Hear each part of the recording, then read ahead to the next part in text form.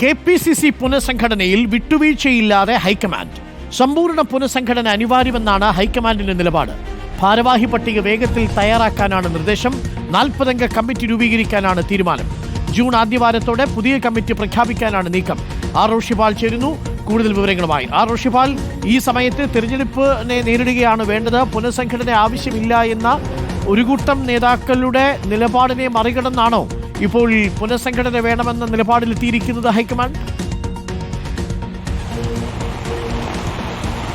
അരുൺകുമാർ, സംസ്ഥാനത്ത് നേതൃമാറ്റമടക്കം തീരുമാനിച്ചത് ഹൈക്കമാൻഡ് പ്രതിനിധി ദീപദാസ് മുൻഷി സംസ്ഥാനത്തെ പ്രധാനപ്പെട്ട നേതാക്കളുമായി ആശയവിനിമയം നടത്തിയതിന് പിന്നാലെയാണ്.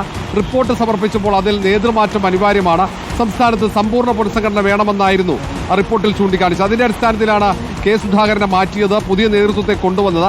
അതിന്റെ തുടർച്ചയായാണ് KPCCയുടെ സമ്പൂർണ്ണ പുനഃസംഘടന.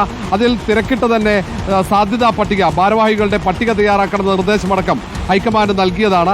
ആ ചർച്ചകൾ തുടങ്ങിയതിന് പിന്നാലെ ഇന്നലെ ചേർന്ന KPCC നേതൃയോഗത്തിലാണ് ഒരു വിഭാഗം നേതാക്കൾ പുനഃസംഘടന ഇപ്പോൾ അനിവാര്യമല്ല, തെരഞ്ഞെടുപ്പ് പ്രവർത്തനങ്ങളിലാണ് സംഘടന പ്രാധാന്യം കൽപ്പിക്കേണ്ടത് എന്ന നിലപാട് സ്വീകരിച്ചു. കെ സുധാകരൻ അടക്കം സമാനമായ നിലപാടായിരുന്നു.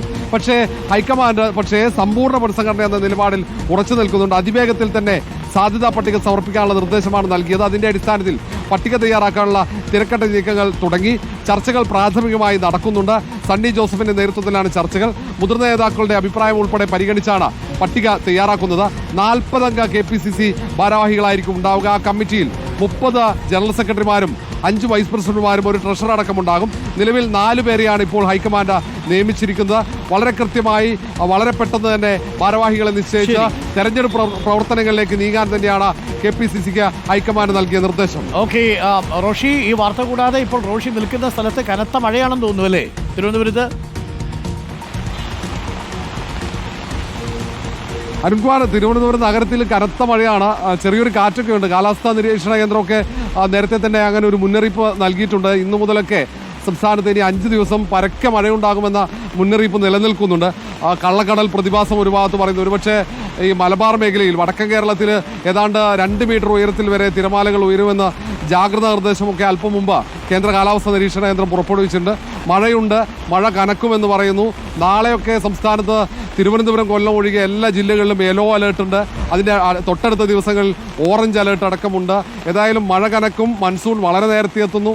ഒരുപക്ഷെ 15 വർഷത്തിന് ശേഷമാണ് ഇങ്ങനെ മൺസൂൺ നേരത്തെ എത്തുന്നത്. ഏതായാലും അതുകൊണ്ട് തന്നെ ഈ കുടിവെള്ളക്ഷാമമൊക്കെ പല മേഖലകളിലും ഉണ്ടാകാനുള്ള സാധ്യത അതിനൊരു പരിഹാരമാണ്. പക്ഷെ മഴ ബുദ്ധിമുട്ടാകുമോ എന്ന ആശങ്കയൊക്കെ ഉണ്ട്. അരുൺകുമാർ, ഓക്കെ, താങ്ക് യു റോഷിയാണ് വിവരങ്ങൾ നൽകുന്നത്. തിരുവനന്തപുരത്ത് കനത്ത മഴയാണ്.